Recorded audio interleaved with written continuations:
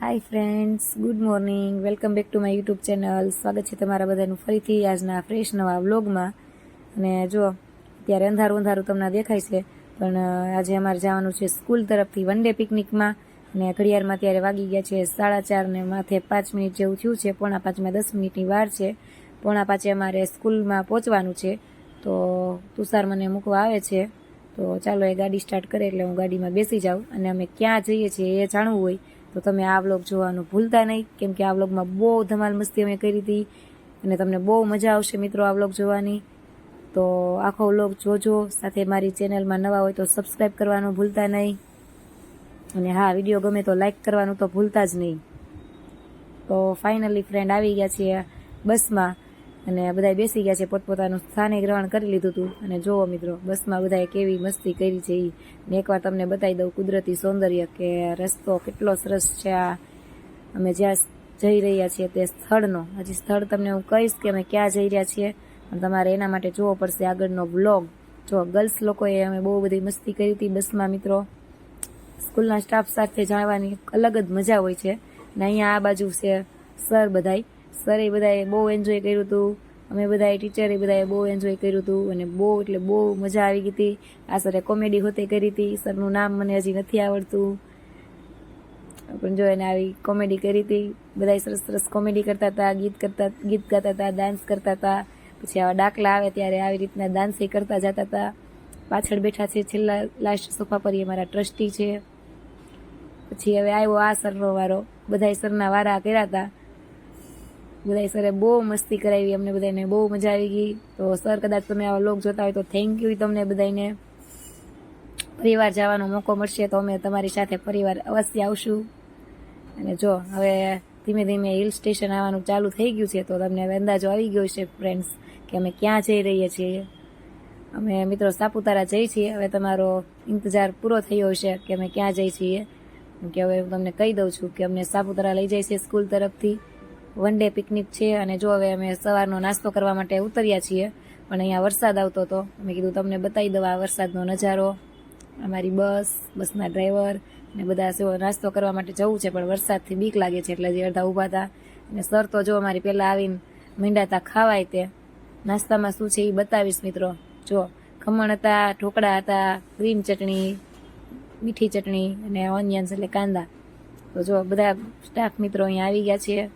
અને જો બધા ખમણને એવું કાઢવા માંડ્યા છે કોથળીમાંથી, કેમ કે બધાને બહુ ભૂખ લાગી હતી.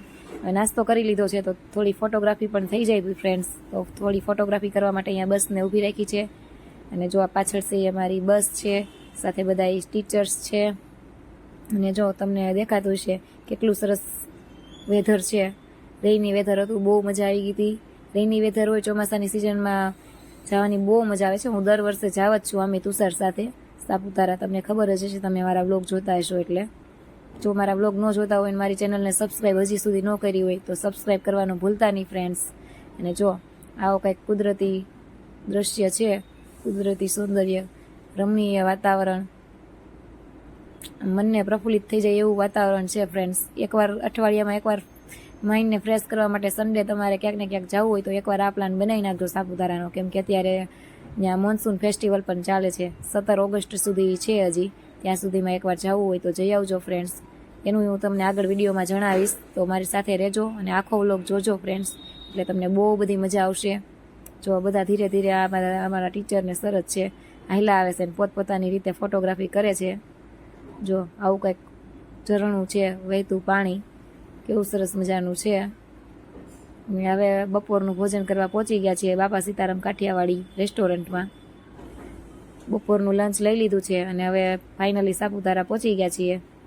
જો પણ ત્યાં બહુ વરસાદ હતો, ધુમ્મસ હતું અને સાથે ઠંડી પણ મને લાગતી હતી.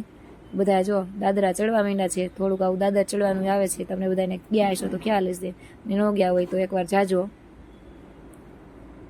જો ફ્રેન્ડ્સ, ધીમે ધીમે બધા સ્ટાફ મિત્રો ચાલતા થાય છે. હવે 2 હોર્સ દેખાય છે. કોઈને હોર્સ પર બેસવું હોય તો, હોર્સ એટલે ઘોડા ઉપર બેસવું હોય તો. મકાઈ ને એવું બધું મળે છે, મેગી ને એવું મળે છે. આપણને ખબર જ છે હિલ સ્ટેશનમાં મેગી, મકાઈ ને એવું બધું બહુ મળે છે. અને પછી ધુમ્મસ જેવું વાતાવરણ હતું તો તમને દેખાતું હશે મિત્ર. દેખાતું હશે. સોરી, મારે બોલવામાં ક્યારેક મિસ્ટેક થઈ જાય તો, હું તાવડે બોલતી હોય એટલે ક્યારેક મિસ્ટેક થઈ જાય તો તમે સમજી જાજો ફ્રેન્ડ્સ. જો આવું કંઈક વાતાવરણ છે રેની એટલે બહુ મજા આવી ગઈ હતી. રેની વાતાવરણ મને તો બહુ જ ગમે. જો મિત્રો તમને રેની વાતાવરણ ગમતું હોય તો સાપુતારા હિલ સ્ટેશન પર એકવાર અવશ્ય જાજો અને બહુ મજા આવશે ત્યાં. સાથે રેનકોટ લઈને જાજો એટલે તમારે ત્યાંથી ખરીદવું ન પડે. જો આ બધા અમારા સ્ટાફવાળા છે, ફોટોગ્રાફી કરે છે. આટલા જ ટીચર અમે ખાલી ઉપર આવ્યા હતા, બાકી બધા ઉપર આવ્યા નહોતા, બાકી બધા નીચે હતા. આટલા જણા ખાલી અમે ઉપર ગયા હતા, બાકી બધા નીચે ફોટોગ્રાફી કરવા રોકાણા હતા.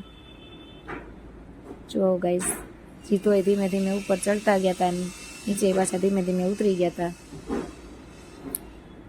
વધારે આવું ધુમ્મસવાળું જ વાતાવરણ દેખાતું છે તમને વિડીયોમાં.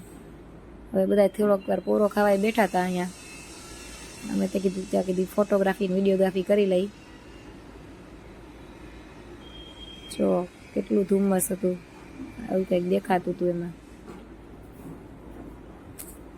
પછી આવી રાઇડ્સ હોતી હતી, પણ રાઇડ્સ તો બંધ છે અત્યારે, એટલે ચાલુ નહોતી. નકર અમે એમાં બેસવાના હતા. હું ને અમારા એચઓડી છે ને, અમે બે નક્કી કર્યું હતું કે બેસવું, પણ બંધ હતું. અમે ચેક કરવા ગયા ત્યાં પવન બહુ હતો મિત્રો, એટલે ઠંડી હોતી લાગે. સાથે સાથે ઠંડીમાં મારા જેવા તો ઉડી હોતી જાય, પણ હું નહોતી ઉડી તોય. આ તો જસ્ટ ઈડ.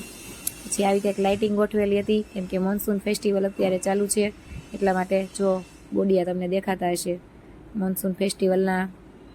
અને સન્ડે હતો એટલે ટ્રાફિક થોડુંક વધારે હોય છે, કેમ કે સન્ડે બધાને હોલિડે હોય, એટલે બધા લોકો સન્ડે જ ફરવા માટે કંઈ ને કઈ જગ્યાએ જતા હોય છે. એટલે આપણને ખ્યાલ જ છે કે સન્ડે ટ્રાફિક હોય. અને હવે અમે એન્ટર કરીએ છીએ મોન્સૂન ફેસ્ટિવલમાં સાપુતારાનું. જો આવી રીતના અમરેલા ગોઠવેલી છે. અહીંયાથી દાદર હતા અને અહીંયાથી એન્ટ્રી ગેટ હતો. આર્ટ ગેલેરી છે અહીંયા, તો ચાલો હું તમને બતાવું અહીંયાની આર્ટ ગેલેરી. આ મારા મેમ જ છે એક, પણ મને નામ નથી આવડતું.